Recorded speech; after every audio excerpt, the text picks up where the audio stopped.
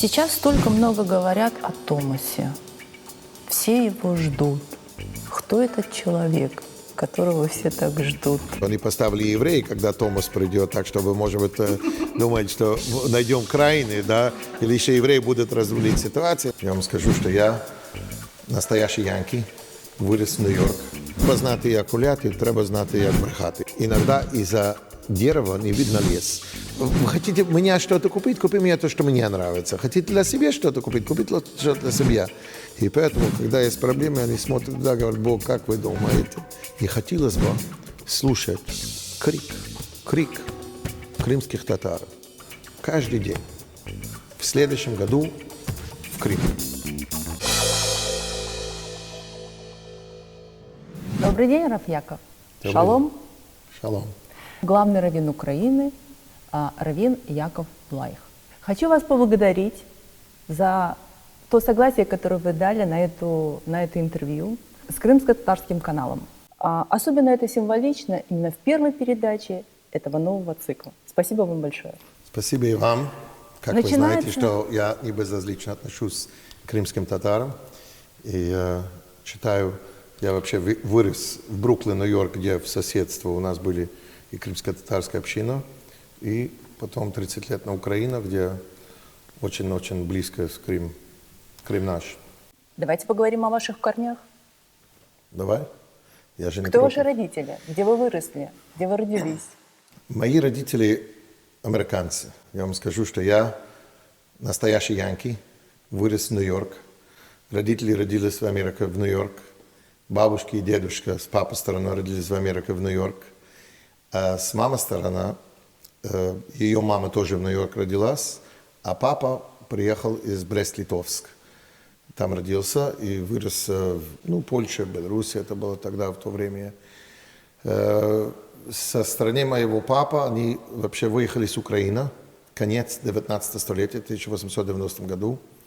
Мой прадед уехал из Хоросткив, это Западная Украина, Тернопольская область. И они приехали в Бронкс, это в Нью-Йорк, это тогда были очень многие иммигранты, там жили. То есть родители предки попали в волну иммиграции еще в конце 19 века? Да, так точно. Хорошо. Вы живете в Америке, но тем не менее вы главный раввин Украины. Вы современный человек или у вас нет границ? Как так получилось? Я тут приехал работать в конец 89 году, начало 90 с семьей. И мы тут жили 20 лет с семьей тут на Украине, в Киеве. Служил я в этой синагогу. Семья уехала в Америку около 10 лет назад, и я начал кататься туда-сюда. И за это все время, вот так семья, слава Богу, там корни, наша семья уже купили дом, и мы живем там в Нью-Йорк, а я бываю тут очень часто в Киев, еду туда-сюда, но держу еще титул главного раввина Украины и еще работаю здесь на Украине. Вам это не мешает никак? Это сложно было в начале, но сейчас мы уже отработали более-менее схему, что это сложно, но работа надо добраться. Знаете, что люди добираются в Нью-Йорк на работу 1,5 часа. Да, это... Туда и обратно, то есть это может быть в неделю, они 15-16 часов на дорогу. Да? А мне это получается меньше. Можно сказать тогда, что вы очень современный человек. Постараюсь. Как это у вас получилось? Вы родились и знали, что вы будете раввином? При рождении, когда я был ребенком, наверное, я хотел быть милиционер или пожарник, когда я вырос. Потом, когда уже стал немножко взрослее, и учился, и закончил семинар Равенатский институт, Ешива, так называемая, тогда уже была возможность, очень много моих друзей и коллеги, которые со мной учились, они ушли потом в бизнес и в работы разных работ, а есть такие, которые продолжают свою работу как раввинами. А я уже как-то, когда был довольно молод, скажем, 20 лет, уже как-то сделал выбор, что я хочу и учиться, и заниматься, и быть раввином. То есть вы тоже в сознательном возрасте Да, конечно. получили Конечно. вот это призвание, так Ну, сказать. я учился в религиозной Школе. всю жизнь. Понимаете, это что-то, которое очень не хватает тут на Украине, между прочим. Это религиозное образование. То есть даже то, что я учил математика и физика, Да. и история и так далее, потом это тоже был в религиозной школе. Там в Америке и по всему миру демократически есть такие так называемые религиозные общеобразовательных школ. То, что на Украине пока что очень не хватает, потому что это дает детям и молодежь возможность все учить, но в окружении верующие люди, и люди, которые воспитывают в дух религии. Но можно сказать, что все-таки толчок вот в эту школу отдали вас родители ваши, то есть они все-таки изначально как-то... Я был вообще вопрос, религиозные семьи, они только в религиозных школах присылают своих детей сегодняшним днем, потому что есть такой большой выбор в Америке таких школ, что человек всегда может себе найти такая школа, которая подходит ему. Так что я, мои все братья и сестры, я же один из 10. У нас 10 братьев и сестр, мы все ходили в религиозную школу, хотя не все стали раввинами. Сейчас столько много говорят о Томасе. Все его ждут. Кто этот человек, которого все так ждут? Томас, это, вы знаете, что она очень интересна вообще, потому что я думаю, что это историческое событие для всего Украины, без вопросов. И безусловно, это что-то, которое очень сильный, скажем, и знак, очень сильное заявление, очень сильный шаг для Украины, для украинский народ, для православия в Украине, очень-очень сильное. И она имеет при себе очень огромный потенциал объединить православие Украины под одной типа крыши. Это потенциал. Как оно будет в самом деле, мы еще не знаем, потому что мы понимаем, что тут идет, и в то же время немножко есть люди, которые они не очень довольны, и, ну, конечно, Москва недовольна, но я думаю, что это нас сейчас должен мало иметь, на меньшей мере волноваться, то, что Москва думает об этом, потому что Украина в самом деле должна решить свои вопросы самостоятельно. Это безусловно. Но в то же время есть и Украинская православная церковь, так называемый Московский патриархат, который там очень много украинских людей, очень много граждан Украины, скажем, молящихся и членов вот этой церкви. И поэтому хотелось бы, я думаю, что если мы могли иметь все, что мы хотим на этом свете, хотелось бы, чтобы была возможность собрать всех вокруг один стол и договариваться, как это все будет происходить. Пока что не удалось сделать так, чтобы все были так вместе, по понятной причине, которые, ну, неважно это самое, но в самом деле пока что это не удалось. Я думаю, что потенциал объединить дает в то же время потенциал на провокации с разных сторон. Мы понимаем, что были разные заявления, которые не совсем, я сказал, адекватны по поводу того, что будет после Томаса. В то же время мне кажется, что украинцы и украинский народ себе показывал все годы как люди, которые могут договариваться между собой, которые могут уважать разные мнения. И если не будет провокации, если люди будут действительно уважать разные взгляды и мнения, мне кажется, что можем пройти вот этой большой, я бы назвал бы, вызов и испытание, так, чтобы выйти еще сильнее, чем мы сегодня есть. Это очень важно символически. Это независимость для украинского православия. Это очень-очень важно символически. Я понимаю, что это очень эмоционально, поэтому и это очень много людей очень сильно реагируют за и против. Потому да. что оно такая натура, потому есть такие вещи. Проект серьезный. Да, такой. проект это очень-очень серьезный. И надо сказать, что если Украина будет правильно к этому подойти, я думаю, что мы можем от этого выйти намного-намного сильнее.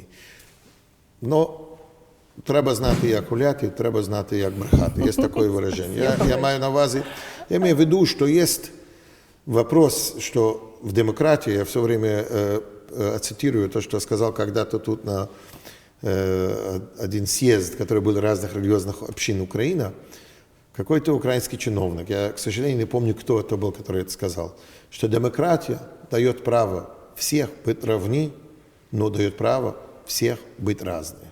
То есть демократия должен быть место для разных людей, и особенно вероисповедения. Мы понимаем, что есть люди, которые верят и служат Богу по-разному, и должна обязательно быть возможность для каждого остаться в рамках своего веры и служить Богу так, как он понимает, и так, как он верит. И это очень важный момент для Украины. Я хочу сказать, что сейчас как раз я имею честь возглавить по очереди Всеукраинская Рада Церкви религиозных организаций, которая уникальная организация, где мы все сидим вокруг один стол, и мы можем поговорить практически любые вопросы. Мы религиозных вопросов, конечно, не обсуждаем, но я имею в виду социальные, общественные, решать вопросы об отношении религия и государства. Есть очень много вопросов, которые они всех нас касаются. Вы хотите сказать, что это уникальная организация, которая существует только в Украине? Да, но такой уровень, Потрясающе. насколько я знаю и понимаю, так как оно существует, и я уже с этой организацией, с начала его создавания, я никогда не нашел, хотя есть, ну, можно сказать, попытка и разные, ну, желания в разных странах копировать это, но так как оно вышло на Украину, в первую очередь сегодня она не государственная организация. То есть Да. это не государство нас собирает, мы сами собираемся. Потому что у нас есть сил, огромные силы, как главы всех религиозных течений Украины. Мы можем заявления сделать, мы можем поддерживать друг другу в каких-то вопросах, которые есть. Мы можем сказать свое мнение о разных политических, социальных вопросах, которые есть тоже. Хотя мы в политику, конечно, не вмешиваемся, но я имею в виду не политика, но я имею в виду то, что касается людей, которые живут на Украине. Но тем не менее вас слышат. Вы же не просто так между собой общаетесь, вы Ну, же конечно, какие-то решения конечно. выносите, Есть доверие, доносите. очень сильное доверие к религиозных лидеров на Украине. Хочется, чтобы это осталось и выросло дальше. И это все входит, понимаете, в рамках вот этой Всеукраинской Рады Церкви. Конечно, я шучу, что они поставили евреи, когда Томас придет, так что вы, может быть, думаете, что найдем крайне, да, или еще евреи будут разрулить ситуацию, но это не входит. То есть эти вопросы, это не входит, конечно, в ответственность Всеукраинской Рады Церкви. Единственное, что я молюсь Богу и надеюсь, что мы остаемся такими сильными, как мы есть, и выходим от этого еще сильнее. Замечательно. И мы уже видим, что у вас достаточно активная жизненная позиция. Наверняка у вас есть очень много проектов, были, есть, и какие-то планы на будущее, которые вы намечаете реализовать. Поделитесь с нами. Ну, когда я приехал на Украину, надо сказать, в советское время, у меня первый проект, это было образование для детей. Это было в первую очередь, чтобы школу открывать, чтобы была возможность воспитывать дети, еврейские дети Украины в еврейском духе, чтобы возродить эту культуру и религию нашу.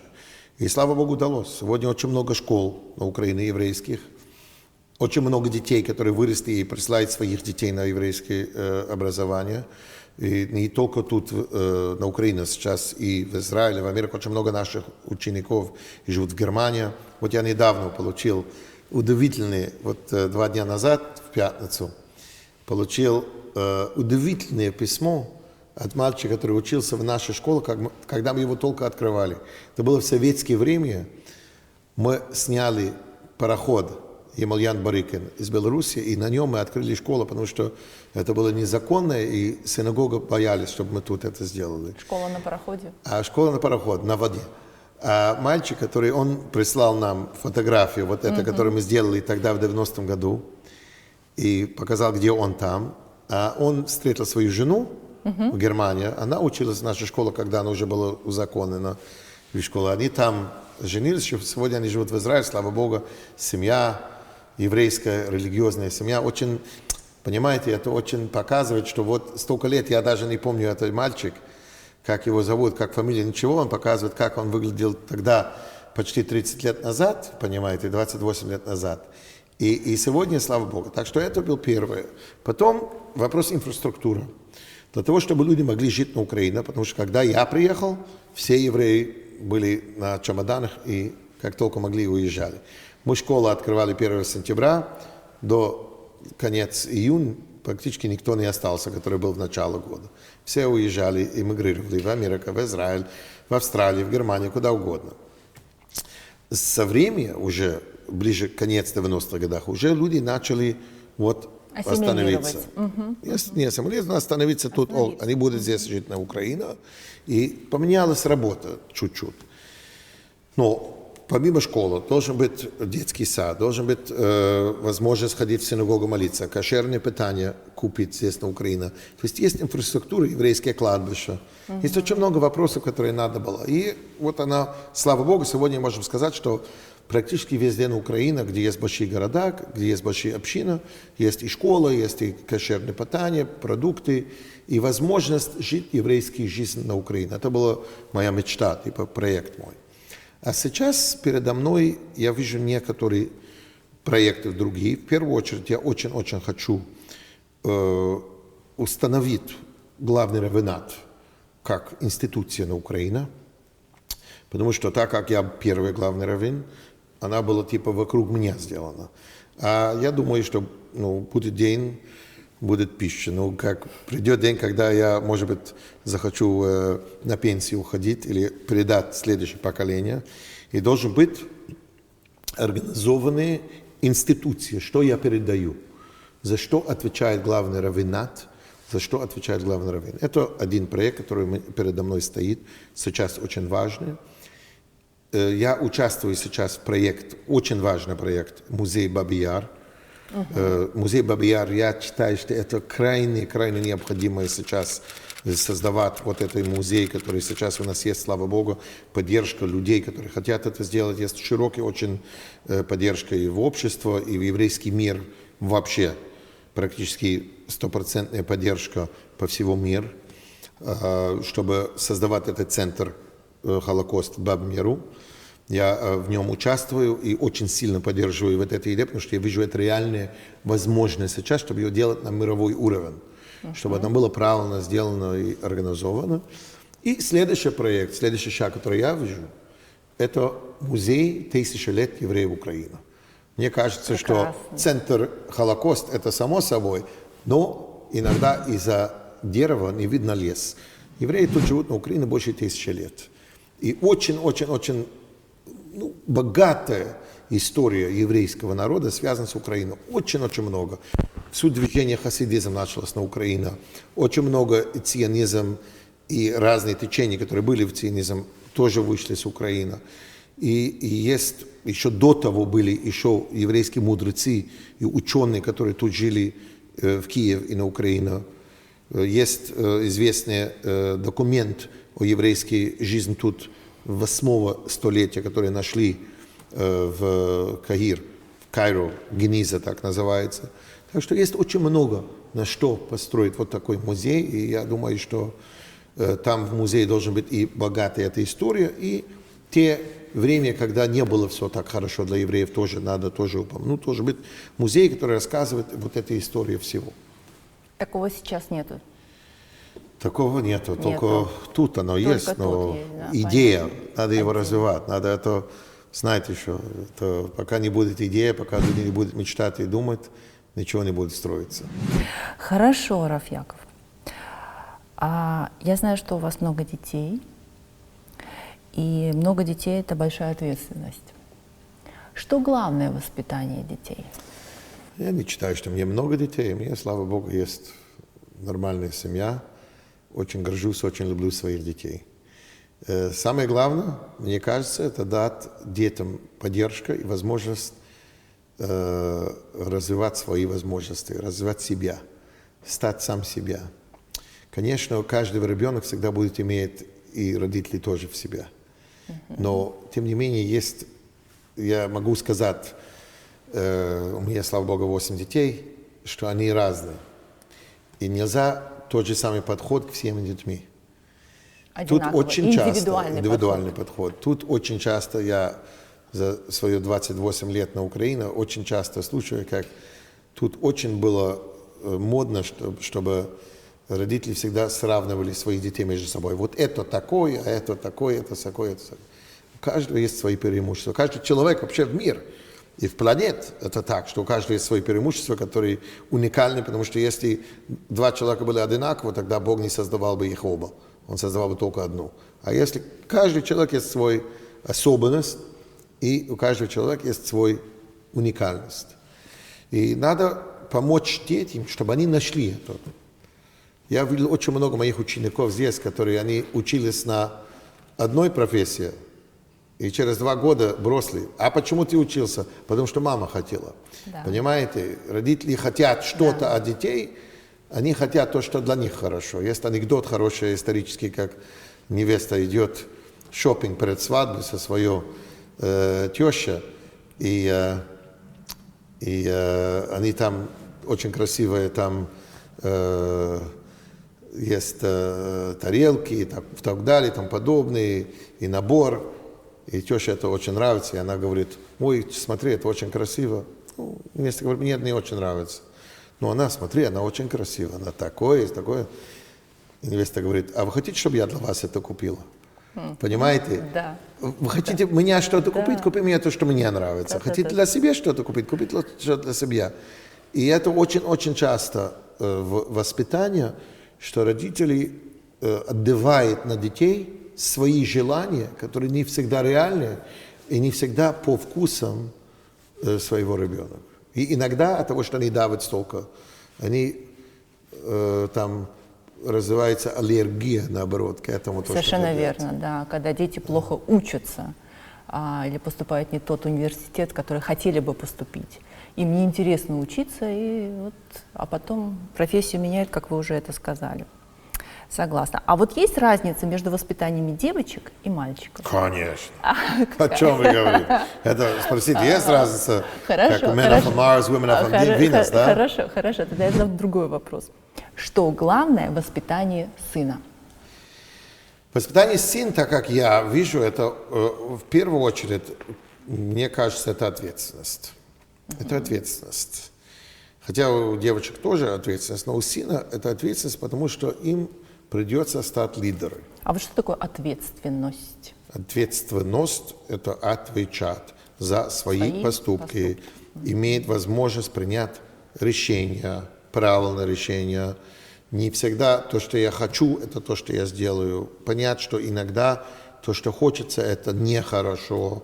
Это очень важно вообще для детей, чтобы они поняли слово «нет», что это нехорошо, но я хочу, а это плохо, я все равно хочу, это все равно плохо. То есть был какой-то анализ, да? Да, чтобы они могли анализировать вещи и принять правильное решение. Потому что если у них не будет такой возможности, потом, когда им придется принять решение в семью, и когда им придется воспитывать своих детей, или даже до того, вы понимаете, что бывает, что до того, что они женятся, они должны принять решение. Они же взрослые хлопцы, они должны работу найти, они должны работать, кормить семью с Божьей помощью потом в будущее. Какая работа мне хорошо? Мне остаться на этой работе или уходить? Понимаете? Да. Это все вопросы, которые они должны иметь возможность принять правильное решение с ответственностью. А есть совет от раввина Якова в чем секрет крепкой семьи, крепкого брака? Это вы маете на увазе брак и семья, в первую очередь, это состоится отношения муж и жена. Да. У нас есть по еврейской традиции очень сильный совет по этому поводу. Так. И это называется Бог. Потому что мы верим и читаем, что любовь между мужчиной и женщиной, между муж и жена, это вечно. А вечно Понятно. может быть только то, Все понятно. что духовное. Все понятно. И то, что обосновано только на физической или материальной любови, это не вечно. То есть бриллианты, они не вечны. Хотя Дебирс хочет, чтобы мы поверили, что они вечны. Бриллианты не вечны, а любовь вечна. Но она может быть вечна только тогда, когда есть Бог, духовность. И когда муж и жена любят друг другу, и они поставили перед собой цель, чтобы выполнять волю Бога на этом свете, тогда это будет очень сильная семья. Потому что любые капризы или проблемы, которые появятся между ними, они мизерны в отношении того, что Бог хочет от нас. И поэтому, когда есть проблемы, они смотрят туда, говорят: Бог, как вы думаете? И можем, поехали дальше. Понимаете? Это самый-самый лучший совет, который может быть, чтобы люди больше опирались на Бога в свою любовь и в свою семью. И это самый лучший подарок, который могут друг другу давать, это вера в Бога. У вас есть возможность обратиться к Крыму, нашей основной целевой аудитории, те, кто смотрит нас в Крыму. Что вы им скажете? Я им скажу, что у евреев есть традиция. Нас выгнали с Израиля уже больше 2000 лет назад. Разрушили наш храм.